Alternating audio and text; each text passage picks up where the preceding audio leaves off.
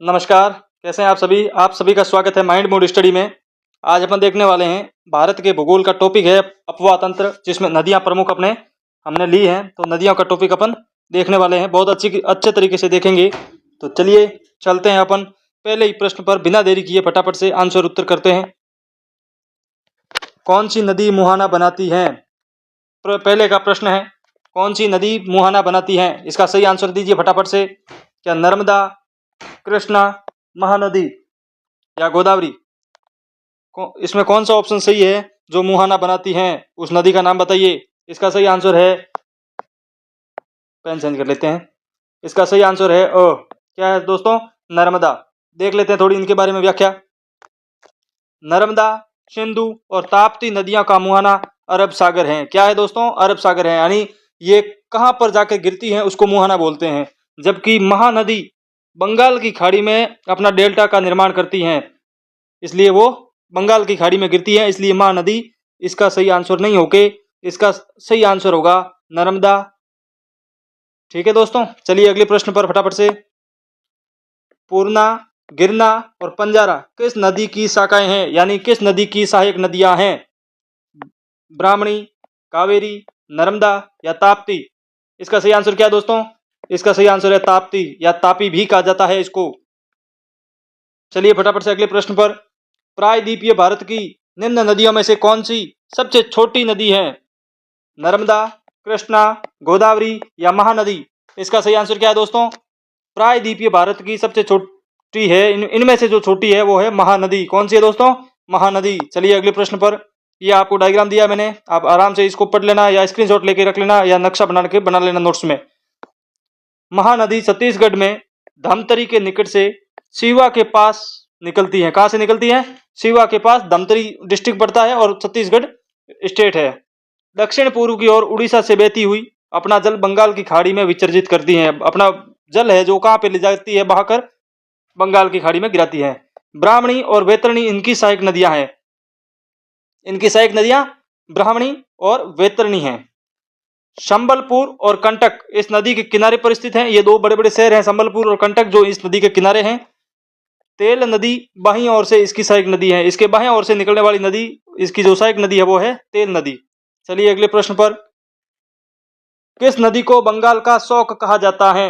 किस नदी को बंगाल का शौक कहा जाता है? महानदी, कोसी, गंडक या दामोदर?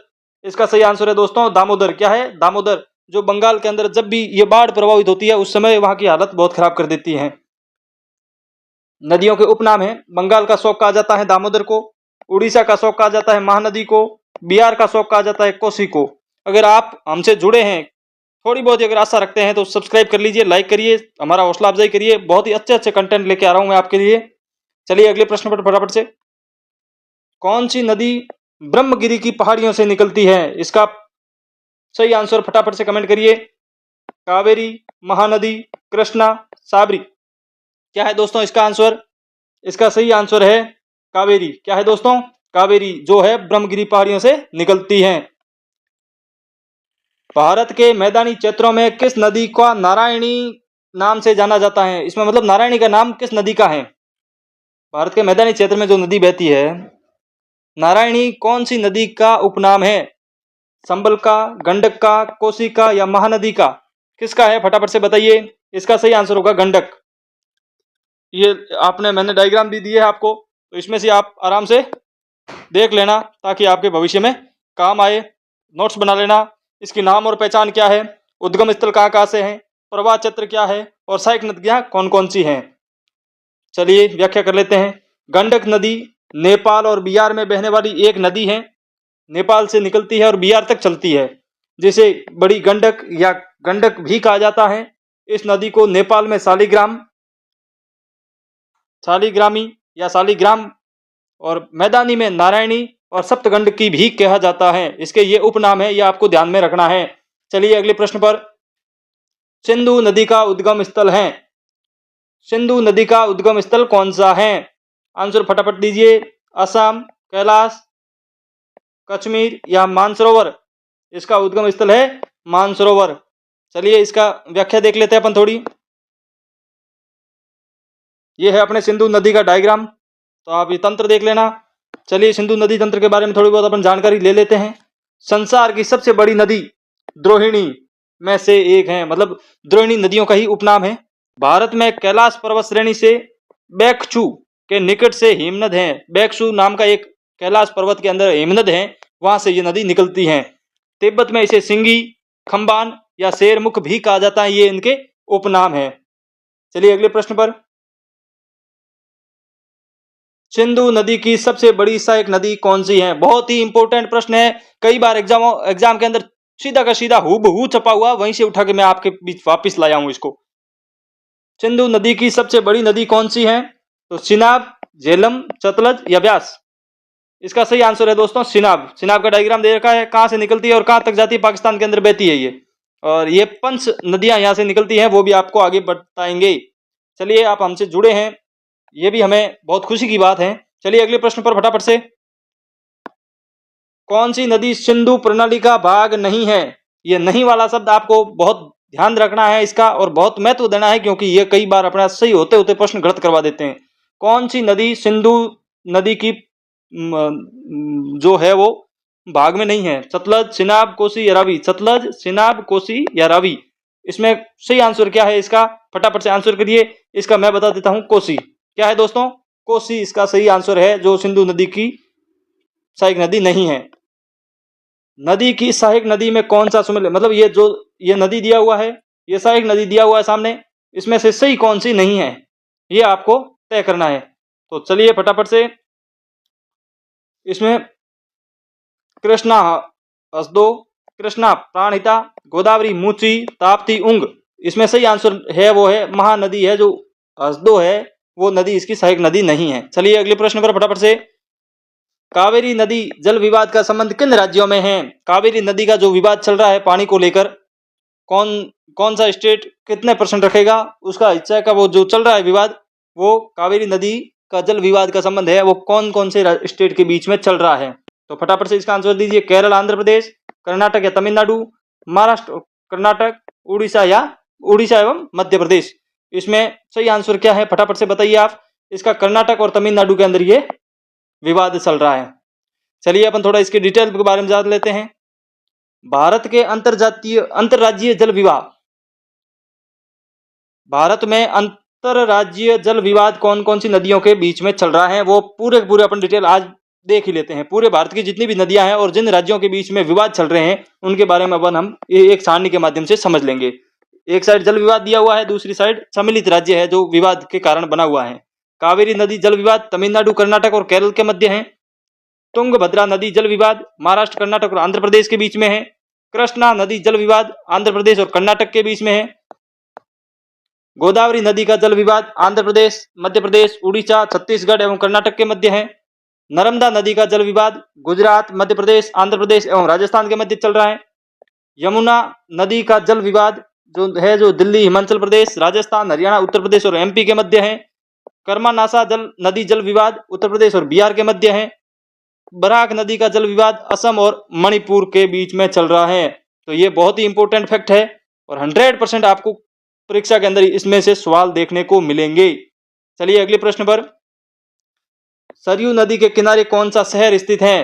यार ये तो बता दो, कमेंट करके बता दो फटाफट से। सरयू नदी के तट पर कौन सा शहर बचा हुआ है? इसका पटना, इलाहाबाद, अयोध्या या वाराणसी? अयोध्या इसका सही आंसर है, आपको पता है, मुझे ध्यान में है। चलिए अगले नदियों के किनारे स्थित प्रमुख शहर हैं वो अपन थोड़ा बहुत देख लेते हैं। तो हरिद्वार, कानपुर, पटना और वाराणसी किस नदी के किनारे स्थित हैं? गंगा के किनारे स्थित हैं। कौन कौन से? कानपुर, हरिद्वार, पटना और वाराणसी। वाराणसी वही जहां से अपने शेर जीत के आगरा, दिल्ली जो है वो यमुना नदी के किनारे स्थित है। बद्रीनाथ है वो अलकनंदा नदी के किनारे बचा हुआ है। अयोध्या है वो सरयू नदी के किनारे बसा हुआ है, वो तो अपन ने देख लिया है। उज्जैन शिप्रा नदी के तट पर बचा हुआ है। सूरत है वो ताप्ती नदी के तट पर बचा हुआ है। प्रयागराज है जो गंगा, जमुना और सरस्वती तीनों नदियों का संगम प्रयागराज में बनता है, इसलिए प्रयागराज का मेला भी भरा जाता है। और उनके बारे में, उनके रिलेटेड जो प्रश्न थे प्रयागराज से, वो अपन ने पिछली क्लास में देख लिए हैं। अगर आपने वो क्लास मिस की है तो वापिस जाके प्ले लिस्ट के अंदर वो अपने 2 नंबर की क्लास और 1 नंबर की क्लास जो है वो इसमें नदियों वाले टॉपिक में देख लेना।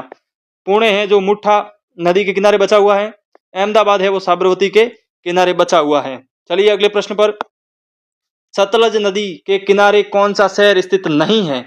यानी 3 शहर ऐसे हैं जो सतलज नदी के किनारे, मतलब बड़े बड़े शहर हैं जो सतलज नदी के किनारे बचे हुए हैं, जिसमें से इनमें से इन जो प्रश्न दिया हुआ है इनमें से एक नहीं है। वो कौन सा नहीं है, फटाफट से बताइए।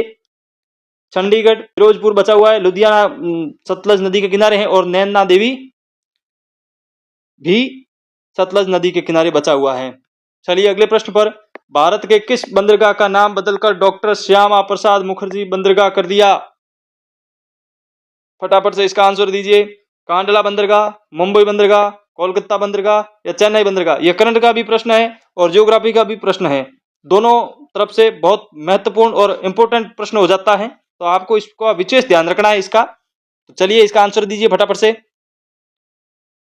इसका सही आंसर है, कौन सा शहर है? कोलकाता बंदरगाह है, उसका नाम बदल के डॉक्टर श्यामा प्रसाद मुखर्जी बंदरगाह कर दिया गया है। 3 जून 2020 को कोलकाता बंदरगाह पश्चिमी बंगाल का नाम बदलकर डॉक्टर श्यामा प्रसाद मुखर्जी नाम रखने की मंजूरी प्रदान की गई। चलिए अगले प्रश्न पर, भांगड़ा बांध किस नदी पर बना हुआ है? ये बांध का प्रश्न है, नदियों में आ गया, चलो कोई दिक्कत नहीं, अगले बांध की होगी और झीलों की होगी उसमें वापिस आ जाएगा। भांगड़ा बांध है वो किस नदी पर बनाया गया है? सतलज, रावी, ब्यास या सिंधु? फटाफट से इसका आंसर दीजिए। इसका सही आंसर है सतलज। सतलज नदी के ऊपर बना हुआ भांगड़ा बांध, सतलज नदी या उसको सतलुज भी कहते हैं, यह तिब्बत से 4555 मीटर की ऊंचाई पर मानसरोवर के निकट राक्षसताल झील से निकलती है। कौन सी झील है? राक्षसताल, जहां से लोगसैन खवाब के नाम से जाना जाता है। सतलज नदी पर नांगल बांध यानी पंजाब में बांध बना हुआ है, नांगल बांध, और भाखड़ा बांध है जो हिमाचल प्रदेश में गोविंद सागर झील के पीछे बनाया गया है। ठीक है दोस्तों, चलिए अगले प्रश्न पर फटाफट से, भाखड़ा नांगल परियोजना में नांगल बांध कौन सी नदी पर बनाया गया है? बताइए फटाफट से। भागीरथी, चिनाब, पार्वती या सतलज? इनमें से कौन सी नदी है जिसके ऊपर भाखड़ा नांगल परियोजना बांध बना हुआ है? फटाफट से आंसर कीजिए। इसका सही आंसर होगा द, यानी सतलज। चलिए अगले प्रश्न पर, निम्नलिखित में से कौन सी नदी पंचपाद सम्मिलित में नहीं है? मतलब पंच नदी कहते हैं इसको, पंच नदी भी कहा जा सकता है। पंचपाद सम्मिलित नहीं है, जो सिंधु, झेलम, सतलज या रावी, इसमें से 5 नदियों का जो ग्रुप है उसमें से ये सिंधु नदी है, जो इसका राइट आंसर होगा सिंधु नदी नहीं है। पंचपाद 5 नदियों का समाहार प्रवेश है। ये नदियां पंजाब की प्रधान 5 नदियां हैं, जिनका नाम है सतलज, रावी, ब्यास, चिनाब, झेलम है। जो सिंधु नदी है वो नहीं मिलती है। चलिए अगले प्रश्न पर फटाफट से, पोंग बांध किस नदी पर निर्मित है? यह बांध वाला प्रश्न आ चुका है आपके सामने। पोंग वाला बांध किस नदी पर निर्मित है? इसका आंसर है सतलज, ब्यास, चिनाब या रावी? इनमें से कौन सा है? फटाफट से आंसर कीजिए। इसका सही आंसर है ब्यास। कौन सा है दोस्तों? ब्यास। चलिए इसकी व्याख्या कर लेते हैं अपन। हिमाचल प्रदेश के कांगड़ा जिले में शिवालिक पहाड़ियों में आर्द्र भूमि पर व्यास नदी का बांध बनाकर एक जलाशय का निर्माण किया हुआ है, जिसे महाराणा प्रताप सागर भी कहा जाता है। उनका नाम बदलकर भी किया हुआ है, महाराणा प्रताप सागर नाम भी चेंज है। इसे पोंग जलाशय या पोंग बांध के नाम से भी जाना जाता है। यह बांध 1975 के अंदर बनाया गया था। चलिए अगले प्रश्न पर फटाफट, सिंधु नदी को तिब्बत में किस नाम से जाना जाता है? सिंधु नदी का नाम तिब्बत में क्या है? बिबोआ, सिंगी खम्बान, सगर या गोमती? इसका सही आंसर क्या है दोस्तों? सिंगी खम्बान। चलिए अगले प्रश्न पर, सिंगी खम्बान जो इनकी व्याख्या है वो अपन आज कर ही लेते हैं कि ये मानसरोवर से निकलती है।